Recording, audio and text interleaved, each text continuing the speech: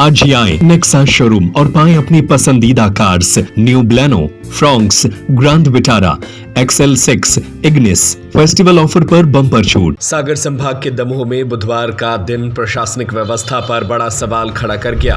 पन्ना जिले के सिमरिया निवासी मृतक महेंद्र सिंह लोधी के परिजन और सैकड़ों प्रदर्शनकारी उनकी अस्थियां लेकर कलेक्ट्रेट पहुंचे, जिसके बाद पूरा परिसर रण क्षेत्र में बदल गया।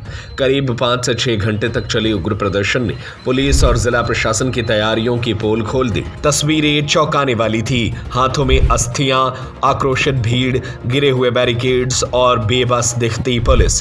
प्रदर्शनकारियों ने न्याय की मांग करते हुए बैरिकेड तोड़ दिए और नारेबाजी करते हुए कलेक्ट्रेट परिसर के अंदर घुस गए।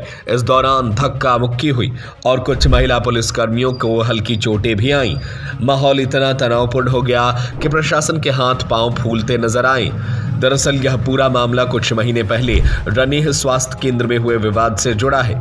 परिजनों का आरोप है कि वहां तैनात नर्स नीलिमा यादव ने बस में महेंद्र को चप्पल मारकर सार्वजनिक रूप से अपमानित किया था। इसके बाद महेंद्र पर लगातार राजीनामा करने का दबाव बनाया जा रहा था। परिवार का कहना है कि इसे मानसिक प्रताड़ना के चलते महेंद्र ने कुछ दिन पहले लगाकर आत्महत्या कर ली। आज उसकी पत्नी, मासूम बच्चा और समर्थक न्याय की मांग को लेकर कलेक्ट्रेट पहुंचे थे। उनकी मुख्य मांग थी कि दोषियों पर सख्त कार्रवाई हो, परिवार को न्याय मिले और प्रशासन अपनी जिम्मेदारी तय करे।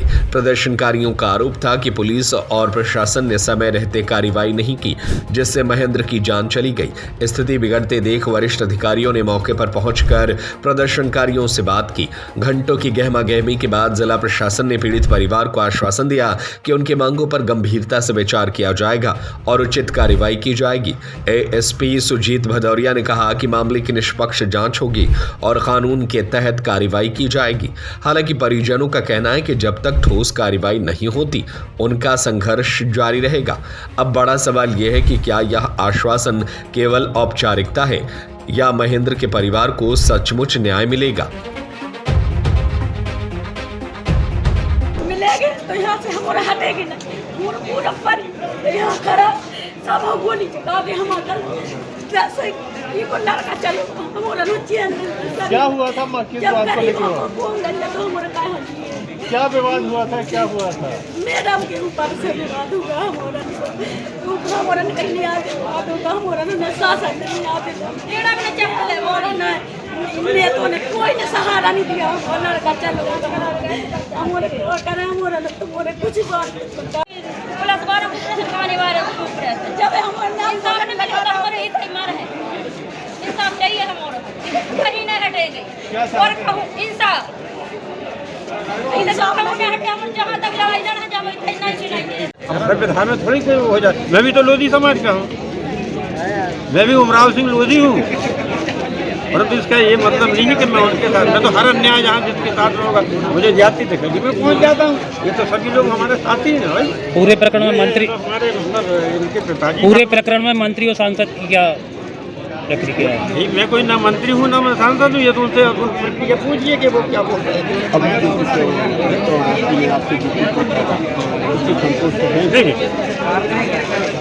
देखिए, पहली बात है IAS IPS अधिकारी जो बात बोलते हैं उनके ऊपर हमें विश्वास करना पड़ता है, क्योंकि इतने बड़े अधिकारी ऐसी हर बात पर बचकानी बात कभी नहीं बोलते हैं।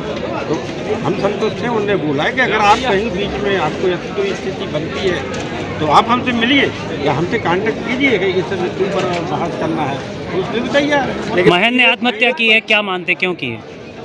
देखिए, आत्महत्या तो निश्चित रूप से उसने जो की है वो मैं जहाँ तक मानता हूँ उसको इतना प्रेशराइज किया गया, इतना उसको परेशान किया गया नर्स के द्वारा और प्रशासन के द्वारा कि वो बेचारा देहात का रहने वाला, मैं अगर पुलिस के बीच में पड़ जाऊँगा और पुलिस जब मुझे झकझोरेगी तो मैं खुद बेकार हो जाऊँगा।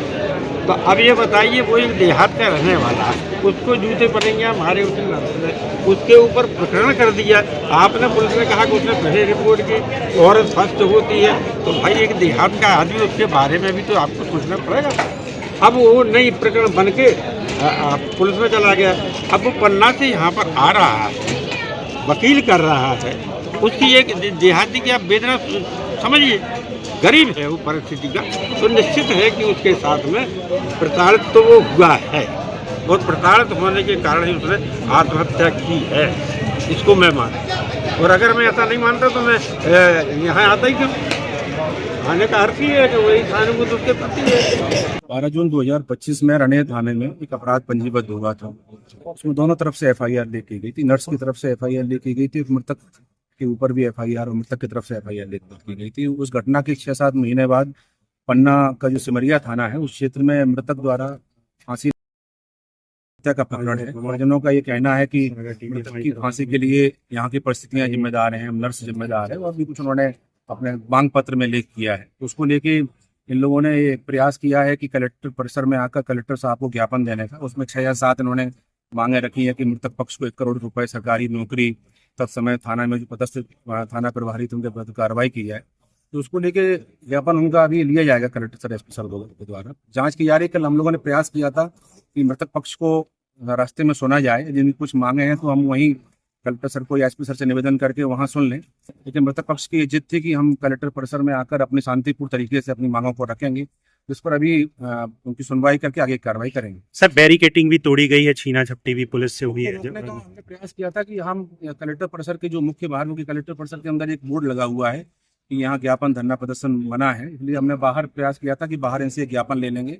लेकिन इनकी जिद थी कि नहीं, हम कलेक्टर परिसर के ठीक सामने बैठकर शांतिपूर्ण तरीके से अपना ज्ञापन प्रस्तुत करेंगे। तो वहाँ कुछ उन्होंने धक्का मुक्की की है, उसको अपन ने संज्ञान में लिया है, उसकी वीडियोग्राफी भी है, उस पर आगे की वैधानिक कार्रवाई। बताया जा रहा है कुछ पुलिस वालों को भी चोटें आई हैं। अभी ऐसा किसी ने कोई रिपोर्ट नहीं किया है, लेकिन वहाँ का वीडियो है, उस वीडियो के आधार पर जो भी वैधानिक कार्रवाई जिन लोगों के विरुद्ध कर सकते हैं वो हम करेंगे। सर अभी काफी भीड़ भाड़ दिख रही, पुलिस तैयार नजर आ रही, तो क्या कोई स्थिति अप्रिय स्थिति की? नहीं, अभी पूरे शहर में चूंकि इनका ये कहना है, उन्होंने वीडियो भी अपने वायरल किए हैं कि हम शांतिपूर्ण तरीके से कलेक्टर सर से मिलना चाहते हैं, तो इसलिए वो यहाँ पे बैठे हैं। उनकी मांगे जो है वो ज्ञापन के फॉर्मेट में है, शांतिपूर्ण तरीके से वो लोग अपनी बातें रखना चाह रहे हैं। अभी शहर में ऐसी कोई कानून व्यवस्था की स्थिति निर्मित नहीं हुई है।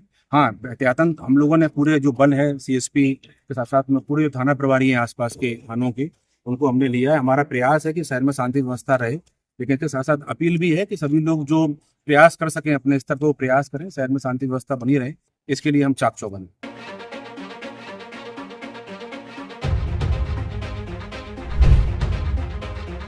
शांतनु भारत के साथ मनीष साहू की रिपोर्ट। आज ही आए नेक्सा शोरूम और पाएं अपनी पसंदीदा cars. New Baleno, Fronx, grand Vitara, XL6, Ignis festival offer पर बम्पर छूट 1,17,100 रुपए से लेकर 2,04,100 रुपए तक। नेक्सा कार्स में मिलते हैं शानदार ऑप्शन, पेट्रोल, CNG और हाइब्रिड इंजन, 30.61 किलोमीटर पर kg तक का mileage, panoramic sunroof, ventilated seat, 360 degree camera, wireless charging, electric driving seat adjust. Nexa Adinath cars, बड़े शंकर जी के पास, बहेरिया तिगड्डा, मकरूनिया सागर। संपर्क करें 6262600249, 6262600215, 8929268041।